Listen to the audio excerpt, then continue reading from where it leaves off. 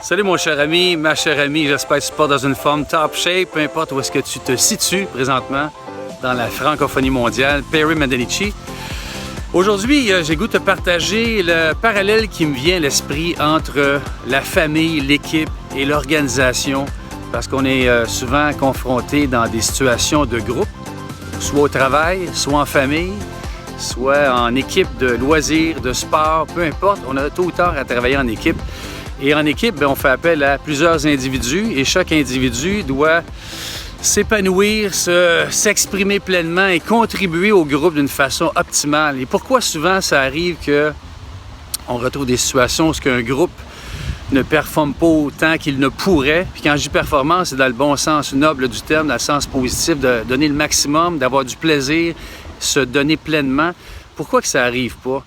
Bien, c'est souvent les mêmes pièges, hein? C'est que quand on se sent pas bien dans une ambiance de travail, dans une ambiance de groupe, dans une famille, où est-ce que ça se sent, il y a beaucoup de tension, bien, c'est très difficile de s'épanouir, de grandir normalement, puis d'avoir du fun, d'avoir du plaisir, puis de vouloir contribuer au groupe, puis de sentir qu'on est reconnu à notre juste de valeur et on reconnaît les autres. Tout ça, c'est facile à dire, mais ça demande quand même quoi? Ça demande un espace approprié, un espace le fun. Et ça s'installe comment? Ça s'installe, oui, à partir de chaque individu, mais à partir aussi souvent de soit des managers, soit des leaders, soit des pères, mères de famille, soit des leaders de groupe, peu importe, de créer cet espace-là. Ça ne veut pas dire de vouloir contrôler le groupe et de nécessairement toujours pousser. On a vu souvent par expérience, quand on pousse trop quelqu'un, une situation où on pousse trop, exemple, qu'on tire une plante pour la forcer à pousser, ça ne donnera pas de résultat vraiment efficace. Il faut respecter son rythme, l'arroser régulièrement, lui donner de l'amour, de la présence, prendre soin d'elle. C'est un peu le même principe avec des humains. Il faut donner de l'attention, de la présence, de l'encouragement, de l'encadrement, un peu comme un bon papa de famille. Moi, j'ai 2 enfants de bientôt 16 et 13 ans, que j'ai en garde partagée depuis presque 9 ans, je pense. Ça se passe relativement bien, même avec la mère des enfants. Puis je ne détiens pas aucune vérité, il n'y a pas de recette miracle. Les enfants, je me rends compte, un peu comme des gens dans un groupe, des employés. On est tous des grands-enfants, moi le premier, et on a besoin de se faire encadrer, on a besoin de se faire stimuler, se faire encourager, et en même temps, de nous autres aussi donner le maximum. Mais quand on a ce climat-là de confiance, de plaisir, d'enthousiasme, ça ne veut pas dire que c'est tout le temps comme ça, là, à la journée longue, à la semaine longue, on est des humains, mais de ramener cet espace-là et de regarder qu'est-ce qui empêche que cet espace-là puisse exister d'une façon régulière, pour qu'on puisse vraiment en bénéficier puis donner notre plein rendement, s'exprimer pleinement dans nos dons, nos talents, nos compétences, notre couleur unique. Parce qu'en principe, on est tous et toutes munis d'un beau cadeau, quelque chose d'unique à contribuer à un groupe.